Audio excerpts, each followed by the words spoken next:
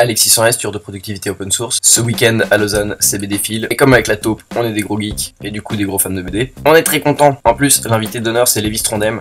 Et putain, on est ultra fan. Hommage en image. Donc Lévis Trondheim, c'est le papa de Lapino. Si vous avez jamais lu Lapino, c'est un putain de classique de la BD française.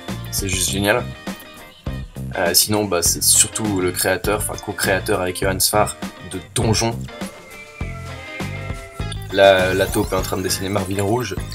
Donc Donjon, c'est pas n'importe quelle bande dessinée. C'est une bande dessinée qui a été conçue sur 300 tomes. Pas genre une saga de 10 ou 20 tomes.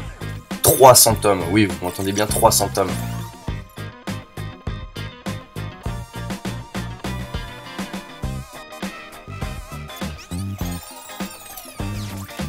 En gros, ça commence... Enfin, ça commence... C'est difficile à dire, parce qu'il y a une première série qui a commencé en tome 1, en tome 2. Et tout d'un coup, ils ont sorti en tome 100 et en tome moins 99. Et le but était d'aller donc du tome 100 à 200, du tome moins 99 à 0, et du tome 1 à 100. Je sais pas si c'est très clair. Trondheim, c'est un auteur extrêmement prolifique, il a fait des tonnes de choses super bien, comme La Mouche, les trucs de geek qu'il a fait, genre Cyberculture mon amour, ou bien Ordinateur mon ami. C'est juste des blagues sur les ordinateurs, c'est juste génial. Tous les trucs un peu autobiographiques qu'il a fait aussi, enfin tous, je sais pas, j'ai pas tout lu, mais les trucs autobiographiques qu'il a fait, c'est en général très touchant, et vraiment, enfin, ça fait se poser des questions, c'est assez métaphysique d'une certaine manière.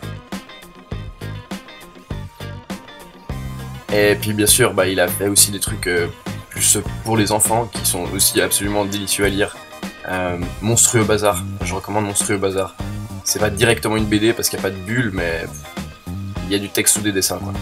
En fait, il en revient aux fondamentaux de la BD avec celle-ci.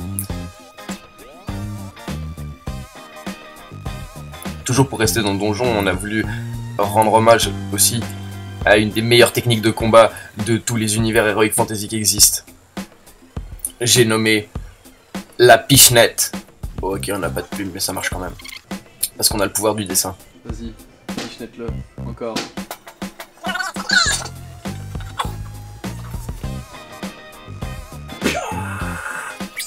Tes doigts nus de mes mains nues!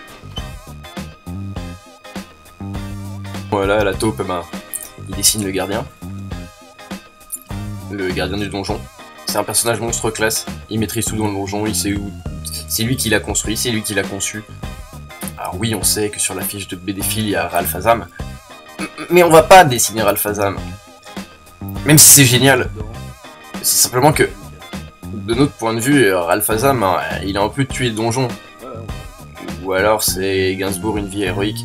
Mais toujours est-il que Donjon, selon moi, a tout de même été un peu bâclé. Pour moi, il n'y a pas vraiment de fin, parce que pour qu'il y ait une fin, il faudrait que tous les tomes qu'ils avaient prévu de faire soient remplis. Et ils sont loin du compte. Il n'y en a pas 300.